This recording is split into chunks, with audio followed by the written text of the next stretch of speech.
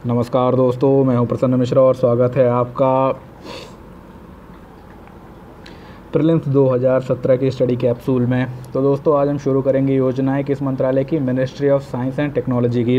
तो शुरू करते हैं। तो पहली योजना है सोलर पावर ट्री। तो यहाँ पे आप एक चित्र देख रहे होंगे। चित्र में आप देख रहे होंगे कि जिस प्रकार से पेड़ होता है वैसे ही यहाँ पर सोलर पैनलों को पेड़ की भांति लगा दिया गया है। बीच में एक तना है जो कि लोहे की रॉड का बना हुआ है।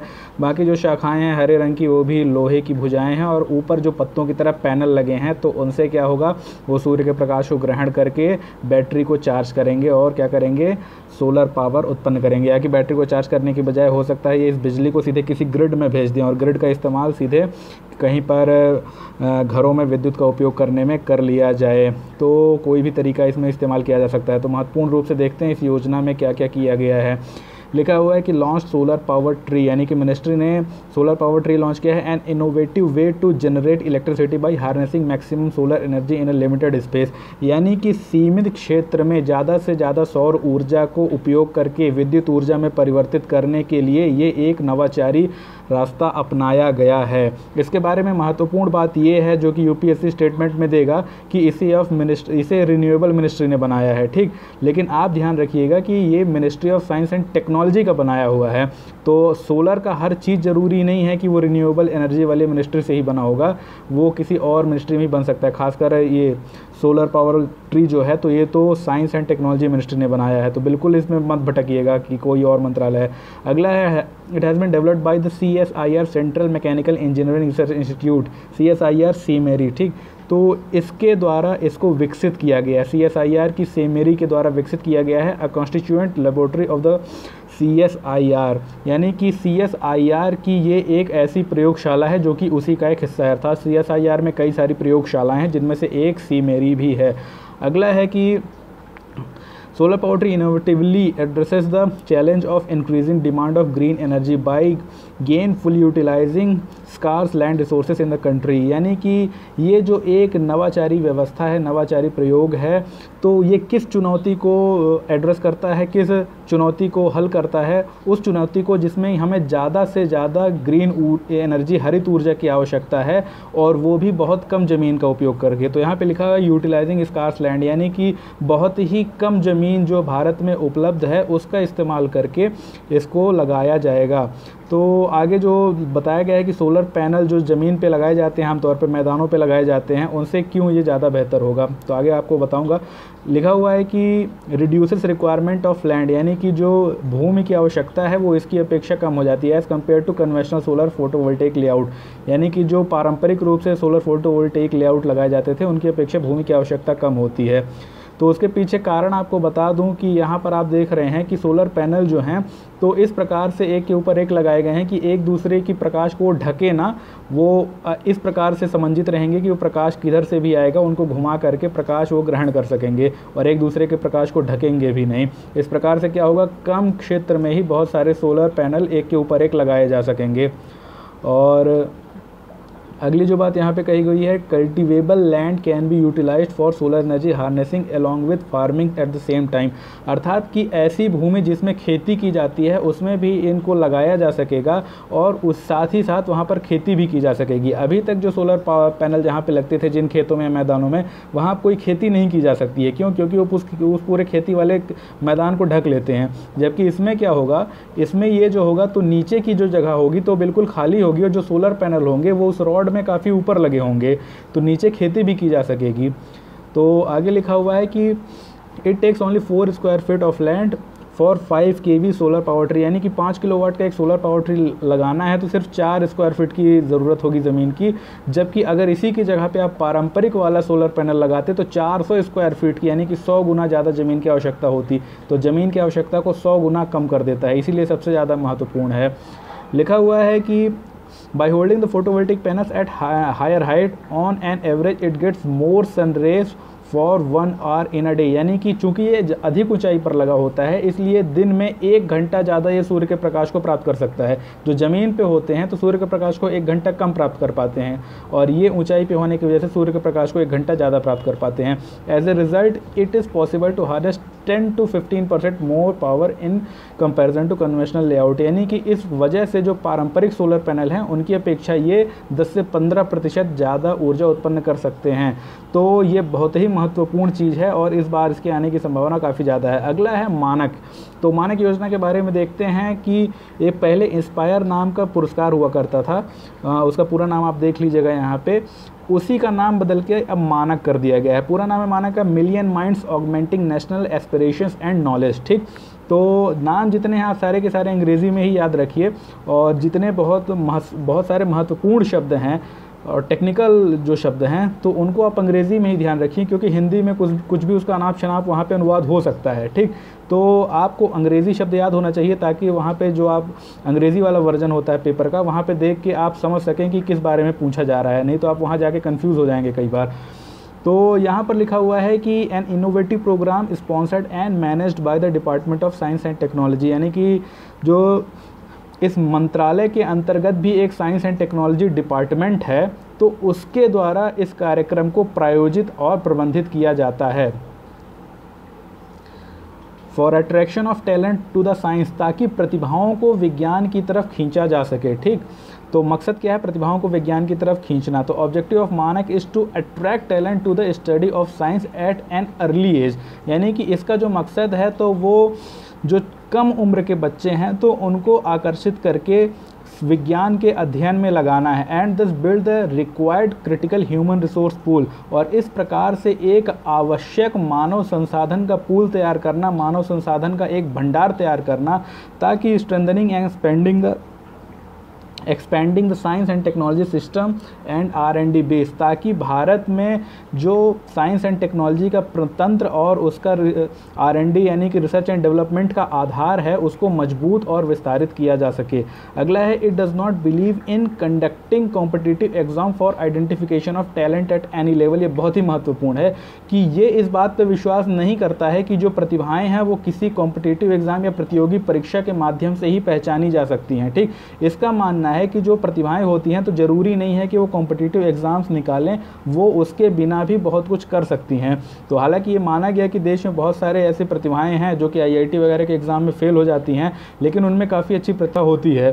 ठीक, तो माना जाता है कि वो प्रतिभाएं जो हैं तो आगे चल के कोई काम नहीं कर पाती, उनका कोई इस्तेमाल नहीं हो पाता है क्योंकि वो कोई प्रतियोगी परीक्षा नहीं निकाल पाई, इसलिए इसमें किसी प्रतियोगी परीक्षा को नहीं रखा गया है, अर्थात उसके बिना ही लोगों को उसमें लिया जाएगा। और यहाँ पे लिखा हुआ है कि इट हैज़ 3 कंपोनेंट, जिसके 3 हिस्से होंगे। तो पहले का नाम है सीड्स, दूसरे का शी, तीसरे का AORC। तो अंग्रेज़ी में याद रखिएगा सीड्स, शी, AORC। तो नाम इनके देख लीजिए, scheme for early attraction of talent, यानी कि बहुत ही कम उम्र में बच्चों की प्रतिभा को अपनी ओर आकर्षित करना। दूसरा है स्कॉलरशिप फॉर हायर एजुकेशन, उच्च शिक्षा के लिए छात्रवृत्ति देना। Assured opportunity for research carriers, यानी कि शोध में अपना कैरियर बनाने के लिए एक निश्चित अवसर प्रदान करना, यानी कि एश्योर्ड होगा कि इनको शोध में कैरियर बनाने का अवसर मिलेगा इनके जीवन में। अगली योजना है NIDHI, national initiative for development and harnessing innovation. ठीक, तो लिखा हुआ है कि NIDHI is pioneered by the department of science and technology DST। तो ध्यान रखिएगा कि जो साइंस एंड टेक्नोलॉजी मंत्रालय है तो उसी के अंदर एक साइंस एंड टेक्नोलॉजी डिपार्टमेंट भी है। इस मंत्रालय में और भी कुछ डिपार्टमेंट हैं जिनके बारे में आगे अगर मिलेंगी योजनाएं तो बात करेंगे। तो यहाँ पे लिखा गया है कि ये योजना है तो इसका नेतृत्व कौन कर रहा है, इसका अग्रदूत कौन है? DST है, for nurturing ideas and innovation into successful startup, ताकि विचारों को और नवाचारों को सफलतापूर्वक स्टार्टअप में लगाया जा सके। तो आपको पता होगा भारत में स्टार्टअप इंडिया स्कीम है, उस स्कीम में आगे चल के ज़्यादा से ज़्यादा प्रतिभाओं को लगाया जा सके और विचारों और नवाचारों को वहाँ पे सफलतापूर्वक लागू किया जा सके, इसलिए निधि का इस्तेमाल किया जाएगा, निधि योजना चलाई गई है। ठीक, तो यहाँ पे अगला लिखा हुआ है कि NIDHI focuses on building a seamless and innovation driven entrepreneurial ecosystem, यानी कि निधि इस बात पे ध्यान केंद्रित करता है कि अबाध रूप से भारत में एक नवाचार से संचालित होने वाली उद्यमी इकोसिस्टम, उद्यमी माहौल तैयार किया जाए, यानी कि ऐसा माहौल तैयार किया जाए जहां इस प्रकार के एंटरप्रेन्योर्स या उद्यमी बने जो कि इनोवेशन ड्रिवन हो, नवाचार को अपनाते हो, अर्थात वो पुरानी दुरानी टेक्नोलॉजी को लेकर के उद्यमी ना बने, नई टेक्नोलॉजी को लेकर के उद्यमी बने और नई चीज़ों का निर्माण करें। अगला है specially by channelising youth towards it, और विशेषकर किस प्रकार से यूथ को अर्थात युवा लोगों को इस काम में चैनलाइज करके, इस काम में लगा करके, ठीक। और आगे लिखा गया है and thereby bringing in the positive impact on socio economic development of the country, और इस प्रकार से जो देश का सामाजिक आर्थिक विकास है तो उसमें एक सकारात्मक प्रभाव इससे प्राप्त होगा, इससे लाया जाएगा, ठीक। तो इसके जो सारे मकसद हैं आप वो याद रखिएगा, यही वहाँ पर स्टेटमेंट्स बना के आएंगे। अगला है the programme aims to provide technological solution not only to the pressing needs of the society but also targets to create new avenues for the wealth and job creation, यानी कि इसका जो लक्ष्य है तो ना सिर्फ इतना है कि जो वर्तमान की देश की आवश्यकताएं हैं उसके लिए तकनीकी हल सुझाए, साथ ही साथ इसका जो मकसद है वो ये भी है कि ज़्यादा से ज़्यादा ये वेल्थ और जॉब क्रिएशन, यानी कि ज़्यादा से ज़्यादा देश में धन उत्पन्न करे, वेल्थ उत्पन्न करे, पैसा उत्पन्न करे और अधिक से अधिक लोगों के लिए नौकरियां उत्पन्न करे, ठीक। यानी सिर्फ टेक्नोलॉजिकल सॉल्यूशन सुझाना ही एकमात्र इसका मकसद नहीं है, ज़्यादा से ज़्यादा जॉब और वेल्थ का निर्माण करना भी इसका मकसद है। और यहाँ पे लिखा गया है कि NIDHI connects and strengthens all the links of the innovation chain from, ठीक। यानी कि जो निधि है तो जो नवाचार की चेन होती है तो इस प्रकार से उसको मजबूत करेगा जो इस क्रम में होंगे। तो 5 ऐसे हैं, इसमें ध्यान रखिएगा। हिंदी में क्या अनुवाद होगा मुझे नहीं पता, लेकिन अंग्रेजी में जो 5 ऐसे हैं इनको आप ध्यान रखिएगा और इनका क्रम भी ध्यान रखिएगा। Scouting to sustaining to securing to scaling to showcasing, ठीक। इनको आप रट लीजिए, ज़्यादा बेहतर होगा, इसीलिए मैंने हरे से हाईलाइट किया हुआ है। तो आगे लिखा हुआ है कि stakeholder of Nidhi includes various departments of ministries, यानी कि जो इसके प्रमुख हिस्सेदार हैं निधि योजना के तो विभिन्न डिपार्टमेंट और विभिन्न मंत्रालय हैं जो कि मुख्य रूप से केंद्र सरकार के हैं, ठीक। और राज्य सरकारों के भी इसमें डिपार्टमेंट और मंत्रालय शामिल हैं। इसके अलावा एकेडमिक एंड R&D इंस्टीट्यूशंस जो हैं, मेंटोर्स यानी कि जो विशेषज्ञ और शिक्षक हैं वो भी इसमें शामिल हैं। आगे फाइनेंशियल इंस्टीट्यूशन, वित्तीय संस्थाएं, एंजल इन्वेस्टर्स, वेंचर कैपिटलिस्ट और industry champions and private sector, यानी कि इंडस्ट्री चैंपियन का मतलब होता है कि जो औद्योगिक रूप से बड़े बड़े लोग होते हैं वो, और जो निजी क्षेत्रों के कंपनियाँ हैं या लोग हैं वो भी इसमें शामिल हैं। तो इसके स्टेक होल्डर्स आप ध्यान रखिएगा, सिर्फ सरकार नहीं है, सरकार के अलावा भी बहुत से लोग हैं, ठीक। तो अगला लिखा हुआ है कि बायोटेक किसान योजना। तो बायोटेक किसान योजना का मुख्य लक्ष्य क्या है? Empower farmer specially women farmers, ध्यान रखिएगा विमेन फार्मर्स, यानी कि सशक्तिकरण करना किसानों का और विशेषकर महिला किसानों का। तो ध्यान रखिएगा कि जो बायोटेक किसान है तो महिला किसानों के लिए मुख्य रूप से योजना है। लिखा हुआ है कि farmer centric scheme launched by the department of biotechnology. तो मैंने कहा था कि साइंस एंड टेक्नोलॉजी मिनिस्ट्री में कई सारे डिपार्टमेंट है, दूसरा डिपार्टमेंट है डिपार्टमेंट ऑफ बायोटेक्नोलॉजी, और वही डिपार्टमेंट जो है तो उसने बायोटेक किसान योजना को लॉन्च किया है।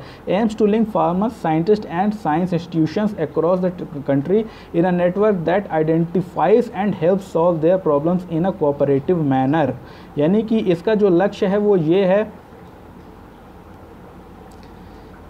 कि इसमें देश भर के किसानों, वैज्ञानिकों और वैज्ञानिक संस्थानों को पूरे देश भर के एक साथ जोड़ करके उनका एक नेटवर्क बना दिया जाएगा। यानी कि देश भर के जो किसान, वैज्ञानिक और वैज्ञानिक संस्थान को जोड़ के उनका एक नेटवर्क बनाया जाएगा, और इस नेटवर्क का ये काम होगा कि कृषि संबंधी जो समस्याएं हैं उनको सुलझाने के लिए एक सहयोगात्मक रूप से कार्य करे, ठीक।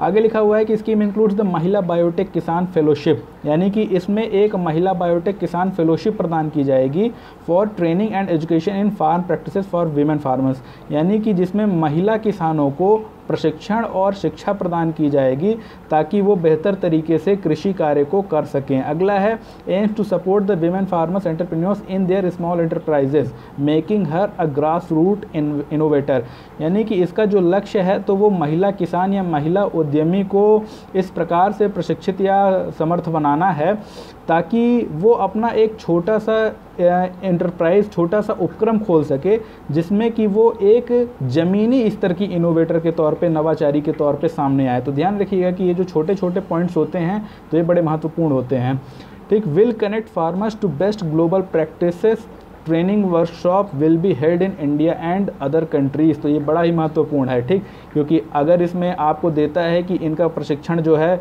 तो भारत और विदेशों में किया जाएगा, तो आप कई बार हो सकता है आप गलत लगा दें, आपको लगेगा कि महिला किसानों को विदेश क्यों भेजेगी सरकार, लेकिन इसमें यही लिखा हुआ है कि सिर्फ भारत में ही नहीं, वैश्विक रूप से जो बेहतरीन किसानी की प्रक्रिया है उसको सिखाने के लिए भारत में और साथ ही साथ आवश्यकता पड़ी तो विदेशों में भी उन किसानों को भेजा जाएगा ताकि वो वहाँ से ट्रेनिंग लेकर के भारत आएँ, ठीक। तो ध्यान रखिएगा कि विदेश भी भेजा जाएगा इनको अगर आवश्यकता हुई तो।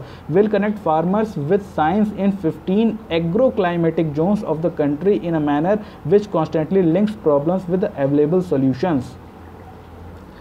तो आपको बता दूं कि जो एग्रो क्लाइमेटिक जोन्स होते हैं, जो कृषि जलवायु क्षेत्र होते हैं, तो भारत जैसे बड़े देश में अलग अलग स्थानों पे अलग अलग होते हैं, ठीक। तो हर स्थान की जो कृषि जलवायविक अवस्था है वो अलग अलग होती है। तो इसका जो मकसद है वो ये है कि जो 15 एग्रो क्लाइमेटिक जोन के किसान हैं भारत में, उनको विज्ञान से इस प्रकार से जोड़ा जाएगा which constantly links problems with available solution, ताकि उनकी जो समस्याएं हैं, जो लगातार उत्पन्न होने वाली समस्याएं हैं, तो उनके उपलब्ध सॉल्यूशंस जो हल हैं वो उन्हें प्राप्त हो पाएँ। अगला है there will be a communication setup to make radio and TV programmes for local station as well as daily connectivity through social media. यानी कि इसमें एक कम्युनिकेशन सेटअप, एक संचार का तंत्र लगाया जाएगा जो कि रेडियो और टीवी प्रोग्रामों के माध्यम से जो लोकल स्टेशंस होते हैं वहाँ से उनको प्रसारित करेगा ताकि लोग उनको जान सकें, और साथ ही साथ जो सोशल मीडिया है तो उसके माध्यम से रोज़ाना वो क्या करेगा, लोगों से अपना जुड़ाव रखेगा। अगली जो योजनाएं हैं तो गृह मंत्रालय संबंधित हैं। तो जो सबसे महत्वपूर्ण योजना है गृह मंत्रालय की उसका नाम है नेट ग्रिड। तो नेट ग्रिड क्या है ये जानते हैं। Net grid is a secure centralised database to stream sensitive information from 21 sets of data sources. यानी कि एक बहुत ही सुरक्षित केंद्रीकृत डाटाबेस है जो कि बहुत ही ज़्यादा संवेदनशील सूचनाओं को उन 21 डाटा के स्रोतों से इकट्ठा करता है जो कि हैं bank, credit cards, visa, immigration, train and air travel details as well as from various intelligence agencies. यानी कि मैंने जितने नाम लिए कि बैंक हैं, क्रेडिट कार्ड हैं, वीज़ा हैं और अप्रवासन की और ट्रेन के अलावा ट्रेन और साथ ही जो हवाई यात्राएं करते हैं उनकी जो सारी डिटेल्स हैं, ये सारी की सारी डिटेल्स अभी कहाँ पे होती हैं। जैसे कि अगर ट्रेन का हुआ तो IRCTC के पास होता है, और जो एयर ट्रेवल्स होती हैं तो वो किसके पास होता है, वो जो DGCA होता है एयर ट्रेवल का, उसके पास होता है सारा डाटाबेस। बैंकों के पास होता है, RBI के पास होता है। तो कुल मिला करके अभी तक जो है तो कोई सेंट्रलाइज्ड डाटाबेस का नहीं है सिस्टम हमारे पास। तो उस सारे डाटाबेस को क्या करेगा, सेंट्रलाइज्ड कर देगा कौन, नेट ग्रिड। और इससे क्या होगा कि नेट ग्रिड से जब भी किसी डाटा की आवश्यकता पड़ेगी तो मांगने नहीं जाना पड़ेगा, सीधे ही क्या होगा कि जो नेट ग्रिड को उपयोग करने वाली एजेंसियाँ होंगी सीधे वहाँ से डाटा निकाल सकेंगी। तो आप देखेंगे कि ये एजेंसियाँ कौन कौन सी होंगी, ठीक। तो आगे लिखा हुआ है कि will be N attached office of ministry of home affairs. तो सबसे महत्वपूर्ण है कि ये किसके अंतर्गत होगा, ये गृह मंत्रालय के अंतर्गत इसका कार्यालय होगा। अगला है database would be accessible to authorised person from 11 agencies on a case to case basis. यानी कि मुद्दों के आधार पर, मामलों के आधार पर इसका जो पूरा डाटाबेस होगा तो वो किसको प्राप्त होगा, 11 एजेंसियों को ही प्राप्त होगा, ठीक। और सिर्फ इन 11 एजेंसियों के जो ऑथराइज्ड पर्सन्स हैं, जो अधिकृत व्यक्ति हैं, उन्हीं के द्वारा ही इसमें एक्सेस की जा सकेगी, इन सूचनाओं को प्राप्त किया जा सकेगा। और आगे जो सबसे महत्वपूर्ण चीज़ लिखी हुई है कि इन 11 के अलावा अगर किसी को दिया जाना है तो सिर्फ और सिर्फ उसी अवस्था में दिया जाएगा जहां पे आतंकवाद संबंधी मुद्दा हो, ठीक। यानी कि हो सकता है कि आतंकवादी कोई क्रेडिट कार्ड का इस्तेमाल करें, या हो सकता है कि वो किसी एयर ट्रेवल या कि हो सकता है ट्रेन टिकट का इस्तेमाल करें, या इंटेलिजेंस संबंधी जो उनके संबंध में सूचनाएं हैं तो उनका अगर किसी प्रोफेशनल इन्वेस्टिगेशन में उपयोग किया जाना है, अर्थात इन 11 एजेंसी के अलावा उपयोग किया जाना है, तो सिर्फ कब होगा, जब टेररिज्म का केस होगा, उसके अलावा किसी केस में नहीं होगा, ठीक। तो जो 11 एजेंसियां हैं एक लाइन से लिखी हुई हैं यहाँ पे, तो आप पढ़ लीजिएगा कि वो कौन सी 11 एजेंसियां हैं। और आपको बता दूं कि नेट ग्रिड क्यों बनाई गई थी कि 2008 में जो मुंबई में हमले हुए थे उसके बाद एक ऐसी नेट ग्रिड की आवश्यकता महसूस की गई थी जिसमें ऐसे सारे डाटाबेस मौजूद हों ताकि जल्द से जल्द पता लगाया जा सके कि देश में अगर कोई आतंकी गतिविधि होने वाली है तो उनसे संबंधित वो लोग कौन से हो सकते हैं, सस्पेक्टेड लोग कौन से हो सकते हैं और उनको पकड़ा जा सके।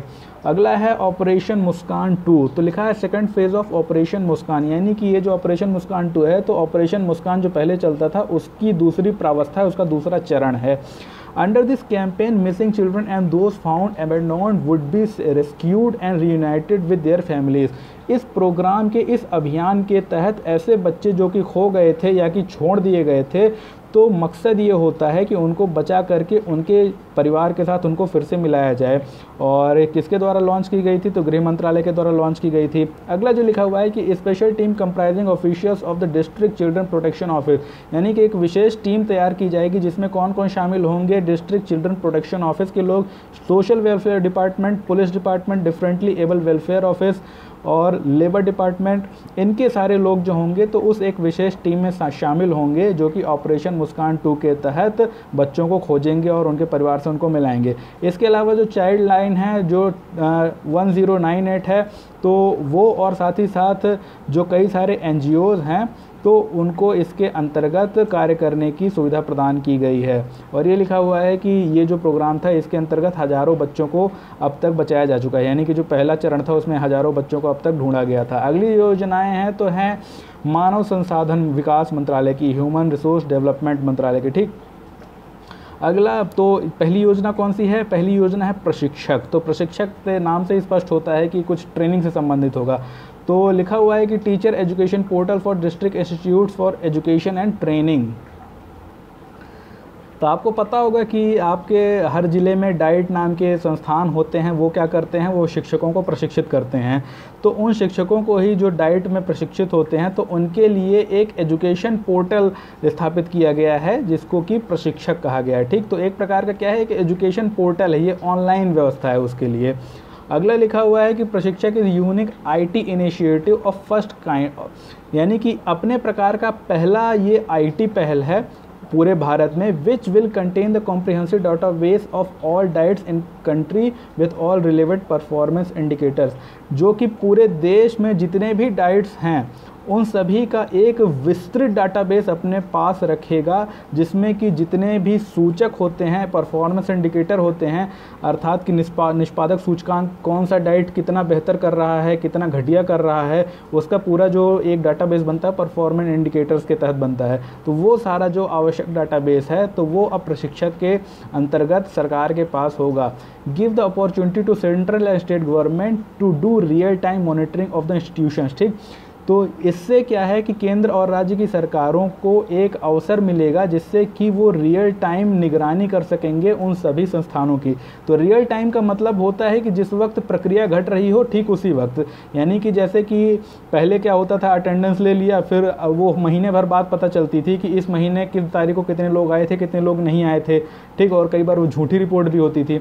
तो यहाँ पर ये कहा जा रहा है कि रियल टाइम होगा, अर्थात जैसे आज की रिपोर्ट आज ही मिल जाएगी, जैसे जितने जब अटेंडेंस होगी उनकी तो उसी के कुछ समय बाद ही हो सकता है कि वो उनको प्राप्त हो जाए। तो पूरी तरीके से टेक्नोलॉजिकल होगा, इसीलिए रियल टाइम होगा, अर्थात जब जिस समय प्रशिक्षण का कार्य होगा ठीक उसी समय अगर केंद्र सरकार या राज्य की सरकारें चाहे तो अपनी राजधानियों में बैठ करके वो इन सारी चीज़ों को निगरानी के अंतर्गत रख सकती हैं, देख सकती हैं। आगे लिखा हुआ है कि joint collaboration between ministry of human resource development and central square foundation. तो महत्वपूर्ण नाम जो आ रहा है सेंट्रल स्क्वायर फाउंडेशन आ रहा है, तो इसके बारे में नेट पे ज़रूर देखिएगा। तो ये कहा जा रहा है कि ये एक जॉइंट कोलैबोरेशन अर्थात एक संयुक्त प्रक्रम है मानव संसाधन विकास मंत्रालय का और सेंट्रल स्क्वायर फाउंडेशन का। ठीक, अगली जो योजना है technical education quality improvement programme TEQIP. तो नाम इसका टेक्विप याद रखिएगा, यही आपको ज़्यादा याद रहेगा। ठीक, और हिंदी में तो इसके कुछ भी ट्रांसलेशंस हो सकते हैं, लेकिन मेरे ख्याल से बगल में टेक्विप करके वो ज़रूर देंगे। तो आगे लिखा हुआ है कि commenced in 2003 with World Bank assistance as a long term programme to be implemented in 3 phases. तो सबसे महत्वपूर्ण बात ये है कि शुरू हुई थी सन 2003 में वर्ल्ड बैंक के सहयोग से, और जो इसका मकसद था वो ये था कि लॉन्ग टर्म प्रोग्राम, ये एक दीर्घावधि कार्यक्रम था जो कि 3 चरणों में लागू किया जाना था। अगला लिखा हुआ है कि government has approved the proposal for initiation of third phase, यानी कि सरकार ने इसके तीसरे चरण की शुरुआत के लिए प्रस्ताव दे दिया है। ठीक, aims to upscale and support ongoing efforts in improving quality of technical education and enhancing existing capacities of the institutions, यानी कि इसका जो मकसद है वो ये है कि वर्तमान समय में जो प्रयास किए जा रहे हैं तकनीकी शिक्षा को बेहतर बनाने के लिए और साथ ही साथ उनकी क्षमता को बढ़ाने के लिए, तो उस प्रयास को ये क्या करेगा, अपस्केल और सपोर्ट करेगा। तो ध्यान रखिएगा कि जो पहले से प्रयास चल रहा है तो ये उसको अपस्केल करेगा, यानी कि उसके स्तर को ऊपर बढ़ाएगा, और सपोर्ट करेगा यानी कि उसको कुछ सहारा प्रदान करेगा। तो ध्यान रखिएगा कि कुछ नया नहीं शुरू करेगा, पुराने जो प्रयास हैं उन्हीं प्रयासों को और ज़्यादा समर्थित करेगा।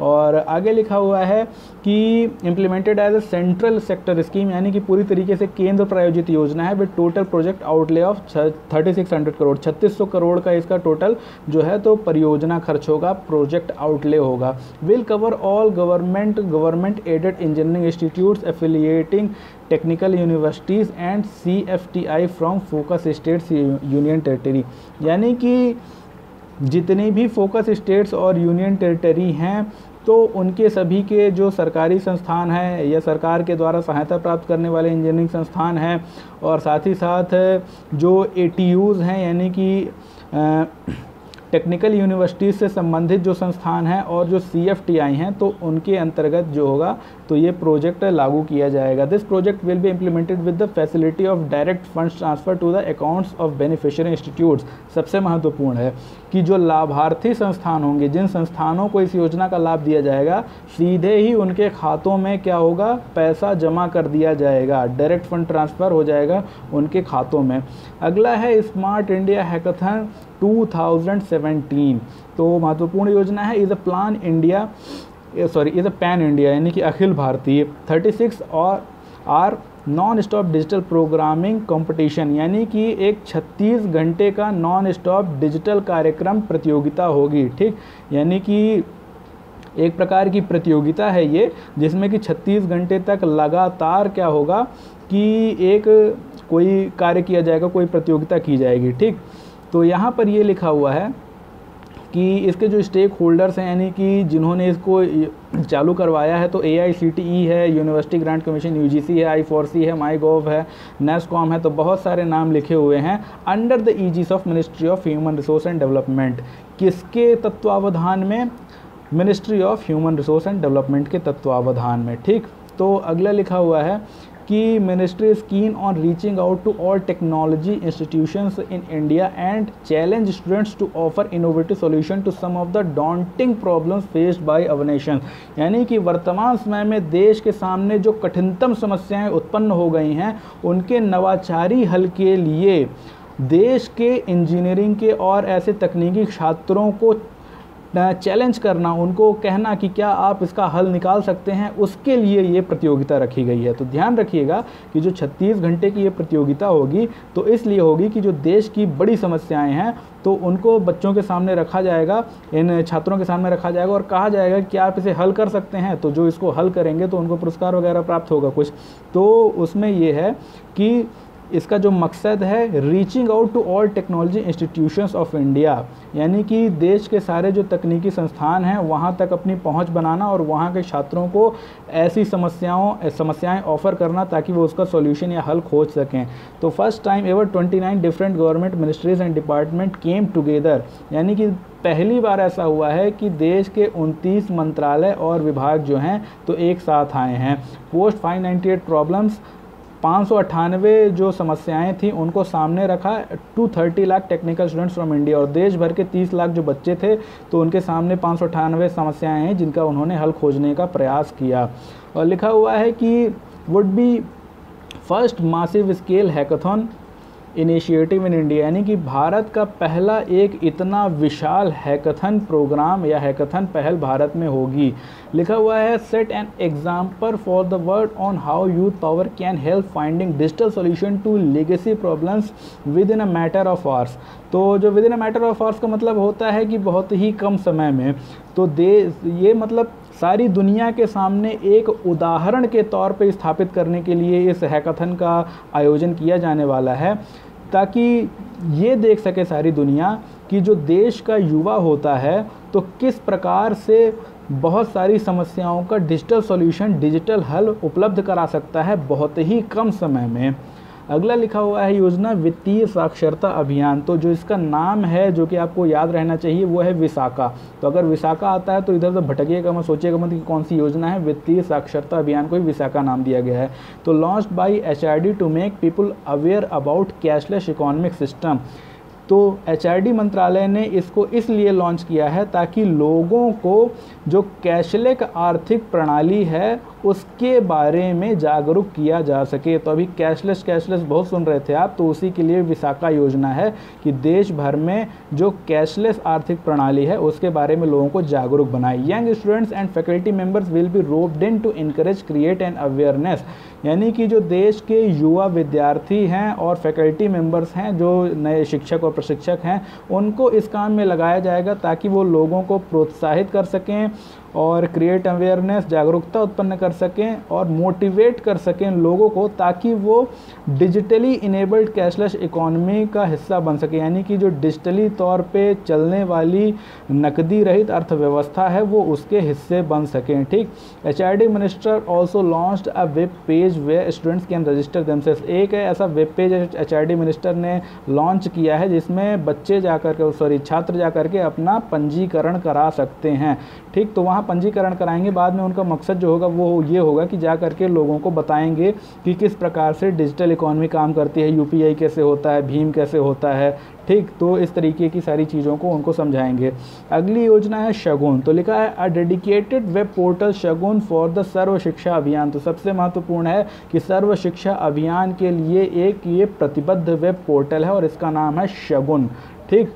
तो अगर शब्द की बात करें तो शगुन कहाँ से आता है, तो शगुन आता है शब्द शाला गुणवत्ता। तो शाला से शा और गुणवत्ता से गुण, तो ले करके इन्होंने बना के मिला दिया शगुन। ठीक। तो यहाँ पे लिखा हुआ है कि has been developed with twin track approach, यानी कि एक ये twin track approach, twin track उपागम के द्वारा इसको विकसित किया गया है। तो यहाँ पे लिखा हुआ है कि aims to capture and showcase innovations and progress in India in elementary education, यानी कि सर्व शिक्षा अभियान के तहत, जो कि हमारी एक फ्लैगशिप स्कीम थी, तो उसके तहत क्या हुआ था कि जो कुछ भी अभी तक प्रगति हुई थी तो उन सारी प्रगति को अब एक स्थान पर इकट्ठा करने के लिए उसका डाटा और उसको प्रदर्शित करने के लिए, दिखाने के लिए, शोकेस करने के लिए इसका शगुन का निर्माण किया गया है। ठीक। By continuous monitoring of the flagship scheme, जिसमें कि सर्व शिक्षा अभियान पे लगातार निगरानी की जाएगी और उसका जो डाटा है तो वो इकट्ठा करके उसको शोकेस किया जाएगा कि हमने इतनी प्रगति उसमें की हुई है। तो यहाँ पे जो ट्विन ट्रैक अप्रोच है, तो पहले लिखा हुआ है कि is the repository with an engaging interface that focuses on positive stories and developments in the field of education, school education। तो इसका जो मतलब है ये है कि इसमें एक रिपोजिटरी बनाई जाएगी, यानी कि एक भंडार बनाया जाएगा, ऑनलाइन भंडार होगा जिसमें कि एक इंगेजिंग इंटरफेस होगा, अर्थात कि इसमें कोई भी यूज़र जा करके उसको देख सकेगा। ठीक। That focuses on positive stories and developments in the field of school education, जिसमें कि जो देश की विद्यालयीन शिक्षा है तो उसके बारे में अब तक जो सकारात्मक स्टोरीज़ हैं और जो विकास हुए हैं तो उन सभी को एक इंगेजिंग इंटरफेस के माध्यम तक लोगों को उपलब्ध कराया जाएगा, यानी कि लोग जाकर के उसके विकास की यात्रा को देख सकेंगे। It has an online monitoring module to measure state level performance and progress against key educational indicators. जो दूसरा है वो ज़्यादा महत्वपूर्ण है कि इसमें एक ऑनलाइन निगरानी का मॉड्यूल होगा जो कि इस बात को नापेगा कि जो शिक्षा संबंधी विभिन्न प्रकार के सूचकांक हैं तो उनमें राज्य की सरकारें जो हैं तो कितनी बेहतर परफॉर्मेंस और प्रोग्रेस कर रही हैं, यानी कितना बेहतर निष्पादन और प्रगति कर रही हैं। तो ये दोनों जो इसके ट्विन अप्रोच हैं इनको याद रखिएगा। अगला है उड़ान योजना। तो उड़ान संबंधी जो बाकी योजनाएं थी उनके बारे में बता चुका हूँ। तीसरी यही योजना है। अगला इसका जो थीम है वो है giving wings to the girl student, यानी कि जो बच्चियां हैं, जो छात्राएं हैं तो उनको पंख प्रदान करना। Aims at addressing the lower enrolment of girls in engineering colleges, IITs and technological institutions.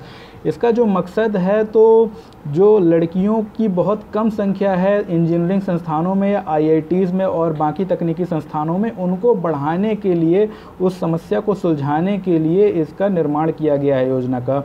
Involves training 1000 selected girls students to compete for admission at premier engineering college in India by providing course in an online and offline format. अर्थात कि 1000 बच्चियों को चुना जाएगा और उसके बाद उनको या तो ऑनलाइन या तो ऑफलाइन फॉर्मेट में कोचिंग प्रदान की जाएगी, ताकि जो देश की प्रतिष्ठित इंजीनियरिंग परीक्षाएं हैं वो उनको निकाल करके एडमिशन प्राप्त कर सकें। ठीक।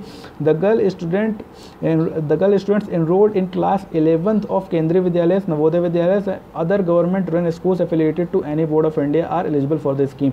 इस स्कीम के लिए, योजना के लिए जो लोग योग्य होंगे वो होंगे कक्षा 11 के विद्यार्थी। ठीक। तो सिर्फ कक्षा 11 के विद्यार्थी इसके योग्य होंगे। और किन संस्थानों के, या तो केंद्रीय विद्यालय के हों या नवोदय विद्यालय के हों या राज्य सरकारों के जो सरकारी संस्थान हैं, जो सरकारी स्कूल हैं राज्य सरकारों के, वहाँ के जो बच्चे हैं सिर्फ इस योजना का लाभ उठा सकते हैं, यानी कि प्राइवेट स्कूल के बच्चे इस योजना का लाभ बिल्कुल नहीं उठा सकते हैं।